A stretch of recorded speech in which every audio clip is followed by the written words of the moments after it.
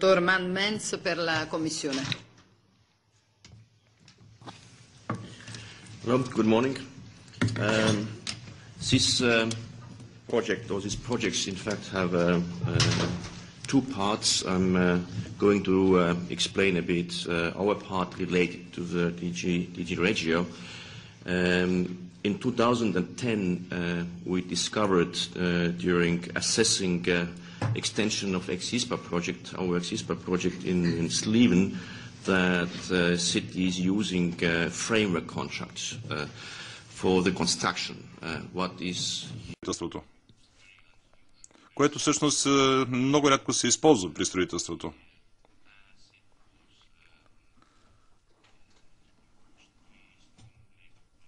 Ние се противопоставихме сериозно на използването на такъв договор.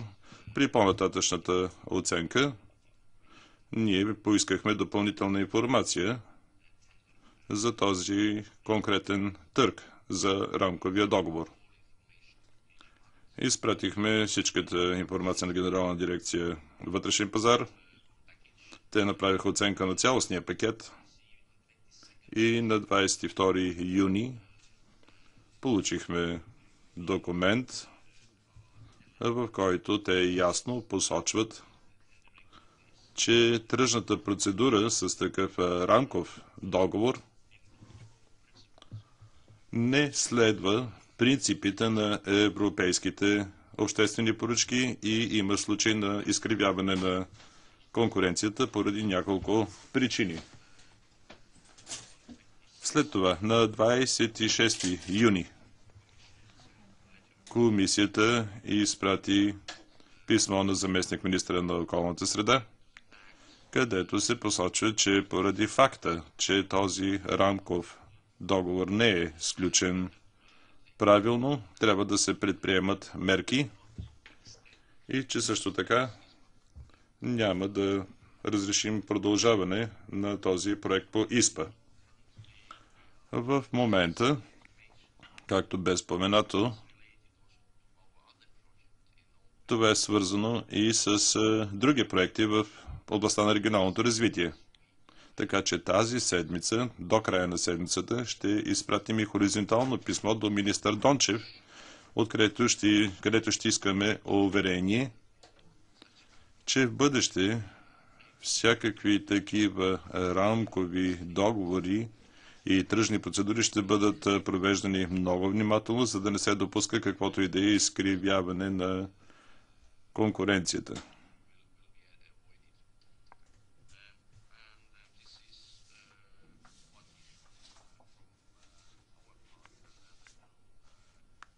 Това са нещата от наша страна, доколкото знаем. Олаф също извършва оценка на другите аспекти, които също ще ни дадат информация. Благодаря. Някой друг иска ли да си изкаже по този въпрос? Господин Бастинаро. Това, което бе представено от Европейската комисия, всъщност потвърждава, че в този случай има проблеми. Това е на първо място. Ако има проблеми, проблемите трябва да се решават. Има две равнища за решаване на проблема. На първо място българското национално ниво, от община до централно правителство, и другото ниво е европейското ниво. Тук все още не съм чул относно конфликта на интереси. Има ли конфликт на интереси? Ако Олаф участва в разследване на този случай, защото ако има конфликт на интереси, задължително Олаф трябва да си каже думата. И обикновено думата на Олаф е особено важна. Така че наистина трябва да знаем, когато става въпрос за европейски средства, трябва да се действа много бързо. Последната ми бележка. Какво ще се случи, ако в крайна сметка получите потвърждение, че има нередности и незаконосъобразни действия? В крайна сметка, гражданите на Сливен ли ще платят тези загуби? Мисля, че освен двете писма, които споменахте, трябва да има една много последователна реакция и вие да упражните институционален натиск върху българските власти за вземане на решения. Мисля, че това е от драматично значение, защото на мен ми е казано, че Сливен днес изглежда като след бомбардировки, тъй като инфраструктурата е по някакъв начин разрушена, договорът не е изпълнен и в момента всички губят. И този въпрос трябва да бъде разгледан колкото се може по-скоро. Така че моето предложение е тази петиция да остане открита до изясняване на две нива. На българско ниво и на ниво Европейска комисия. И все още очаквам Олаф да ни каже има ли нещо нередно в този случай, каква е законността по използването на европейските средства. Госпожа Неделчева. Да продължим да запазим отворена тази петиция, най-малко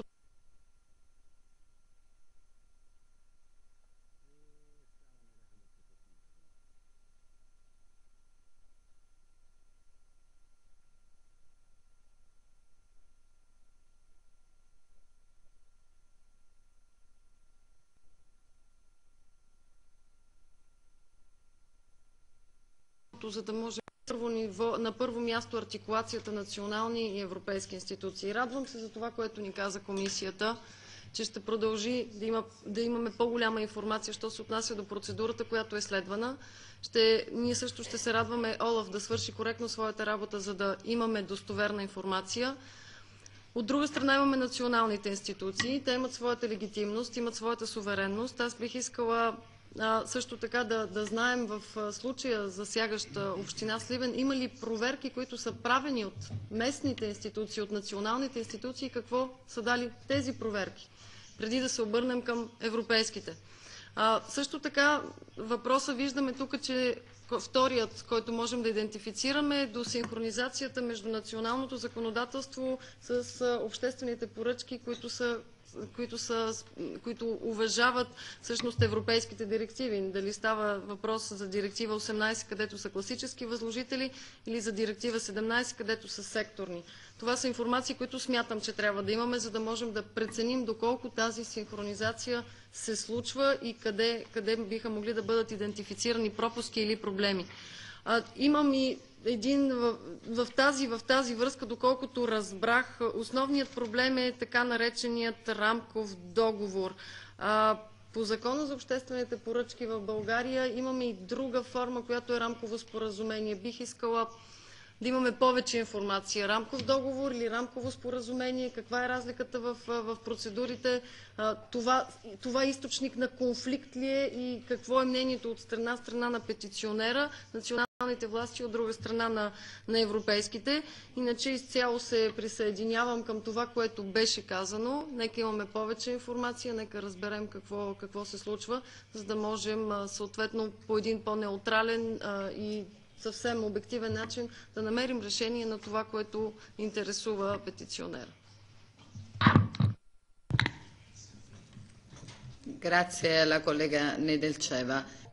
Благодаря, госпожо Неделчева.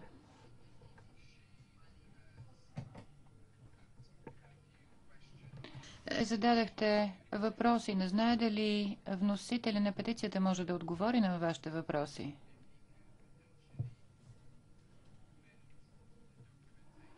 Възможно ли е да се добавят известни елементи към документацията, защото има конкретни искания, свързани с данните, които сте използвали в вашата петиция? Какъв е източника им?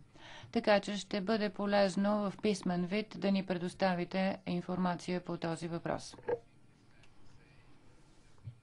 Мисля, че е справедливо да отбележим, че е необходимо да продължи петицията да бъде отворена, за да може да продължат дискусиите. Още някой иска думата, виждам. Да. може би малко по-рано трябваше да поискате думата в хода на разискванията, за да мога да управлявам, но имате думата, господин Кирилов. Благодаря. Само няколко бележки искам да направя. Поради този въпрос именно исках да взема думата в дискусията. Тя има предистория. Познаваме този проблем вече от година и половина, ако не и повече.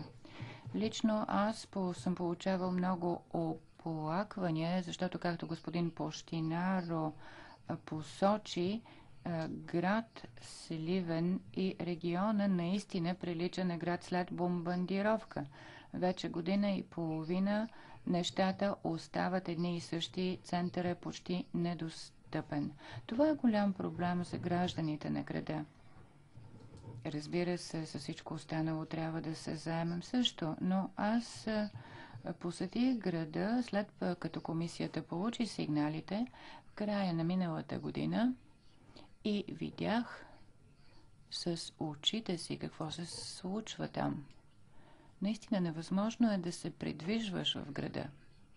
Изпратих писмо до министър Дончев и сега чувам, че комисията също иска да изпрати писмо от него и да го сезира, но той е сезиран много отдавна. Аз лично съм участвал в този процес, напълно разбирам и се чудя всъщност как гражданите могат да понесат всичко това. А става въпрос и за изразходване на европейски средства. Проект, който е стартирал и спрян. Отговор, който получих от министър Дончев, който отговаря за европейските проекти в България,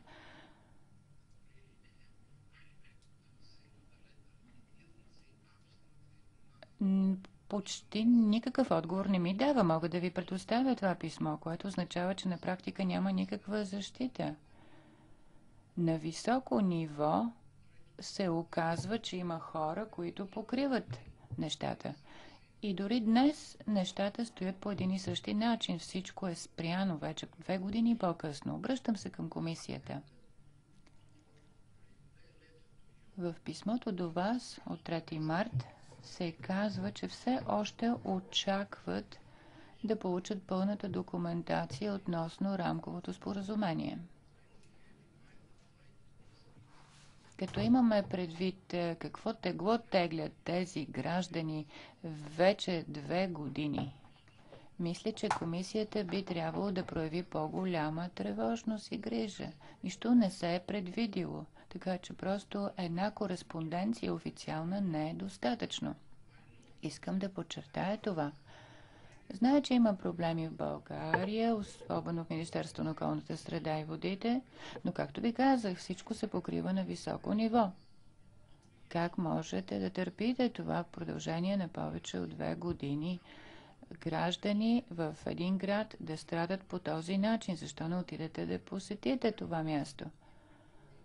Ако продължаваме така, опасявам се, че ще получаваме и още сигнали. Надявам се, че 2 години са достатъчни и за Олаф. Ние не би трябвало да заемаме страна в случай, но трябва да знаем, че европейско действие трябва да бъде предприето. Очевидно е, че на национално ниво не се намират отговорите. Благодаря. Grazie per queste aggiunte. Председателката, благодаря ви за тези важни допълнения. От само себе си се разбира, че ще се обърне вероятно към ОЛАФ с молба да ускорят разследването си. А междувременно очакваме и допълнителна информация от носителя на петицията и петицията остава открита, отворена, докато вземем решение за следващите ни стъпки. Продължаваме с следващата точка от дневния ред. 14 точка на господин Добре с румънско гражданство.